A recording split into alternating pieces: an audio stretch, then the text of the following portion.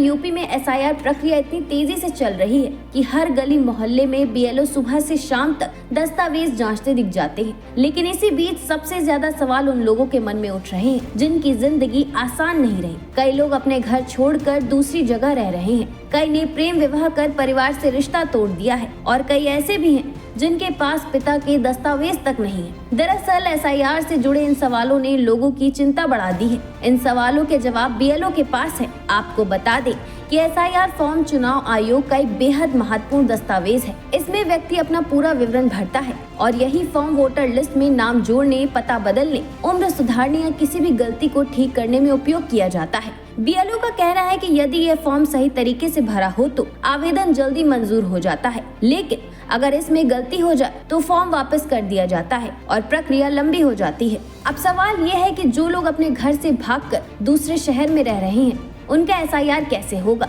इस पर बीएलओ ने कहा कि ऐसे लोग भी एसआईआर बना सकते हैं, लेकिन उन्हें वर्तमान पते का प्रमाण, पहचान पत्र और अपने मूल स्थान से जुड़े जरूरी दस्तावेज दिखाने होंगे।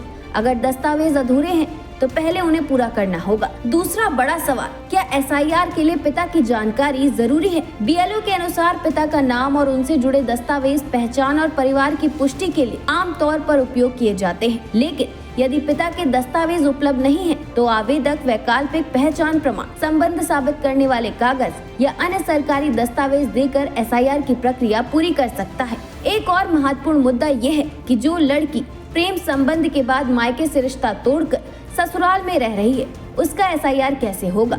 इस पर बीएलओ ने बताया कि ऐसी स्थिति में एसआईआर उसके वर्तमान पते, पति के दस्तावेज और शादी से जुड़े कागजों के आधार पर बनाया जाता है। यदि मायके के दस्तावेज ना हो तो भी पहचान और पते का सही प्रमाण मिलने पर उसका एसआईआर तैयार हो जाता है। अब आपको बता दें कि जो लव मैरिज कर घर छोड़कर आए पति पत्नी का एसआईआर कैसे तैयार होगा। ऐसे में कपल अपने नए पते के आधार पर एसआईआर बनवा सकते हैं। इसके लिए उन्हें पहचान पत्र, विवाह प्रमाण और वर्तमान निवास का दस्तावेज देना होगा। पिता या परिवार के दस्तावेज न होने पर भी स्थानीय सत्यापन के बाद उनका एसआईआर बन जाता है। एसआईआर प्रक्रिया सरल दिखती जरूर है, लेकिन इसमें हर व्यक्ति की स्थिति अलग होती है। यही वजह है कि सही दस्तावेज, सही जानकारी और बीएलओ द्वारा किए गए सत्यापन पर ही सब कुछ निर्भर करता है। ये फॉर्म सिर्फ एक कागज नहीं बल्कि व्यक्ति की पहचान और अधिकारों से जुड़ा एक अहम हिस्सा है।